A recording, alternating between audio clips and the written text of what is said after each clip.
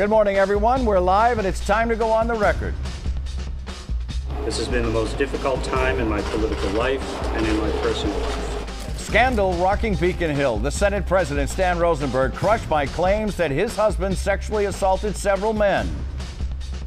First of all, I think the Senate needs to start an investigation, and they need to start one pronto. Reaction has been swift and demanding from all corners. The Senate will respond. We will respond in an effective, factual, transparent way, and we will get to the bottom of this. Colleagues expressing concerns for the integrity of the Massachusetts Senate, and now a call for one of the most powerful men on Beacon Hill to step down. Let's go on the record. From WCVB Channel 5, the inside word from Washington to Beacon Hill. Today's newsmakers are going on the record. Good morning, everyone. Happy December. I'm Ed Harding, along with News Center 5's political reporter Janet Ruth. Thank you for joining us this morning. This morning, we're live on OTR, and we focus on the political upheaval on Beacon Hill on this Sunday. Senate President Stan Rosenberg is standing his ground. He is showing no intention of relinquishing his leadership. This week, the Boston Globe quoted 4 unnamed men doing business at the State House, saying that they were sexually harassed by Rosenberg's husband, Brian Hefner. 3 alleged that they were sexually assaulted by Hefner. Hefner allegedly claimed that he could influence their success in lobbying and working in state government because of his marriage to the Senate president. On Thursday, Rosenberg came to our studios to record an OTR show, which was supposed to air today. While it's now clear he knew the Globe story was about to be posted, Rosenberg claimed he knew of only 2 incidents of sexual harassment in recent years, neither involving his husband. Here's an excerpt from that interview.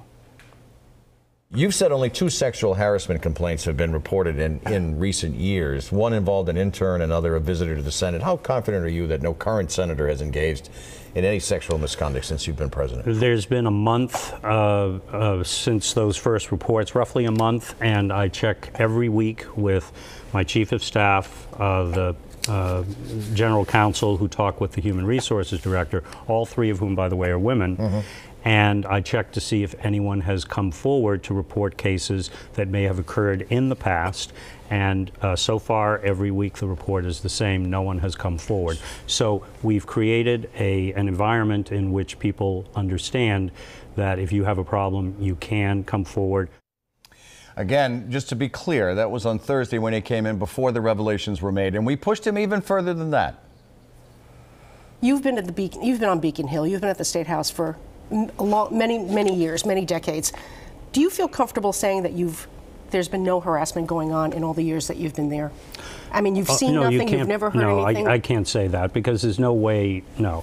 All I can tell you are the facts as I know them, which is Senate President Murray, as the first woman legislative leader, created a set of policies and procedures which, when I became Senate President, we checked out to make sure they were still state of the art.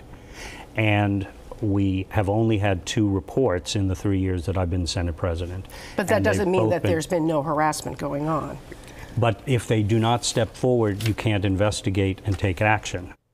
And just to be clear, we did invite Senator Rosenberg to appear on this live broadcast today to clarify his position, but he declined. And now several legislators are calling for Rosenberg to step down, among them Senator Barbara L'Italian, who will join us right after this break.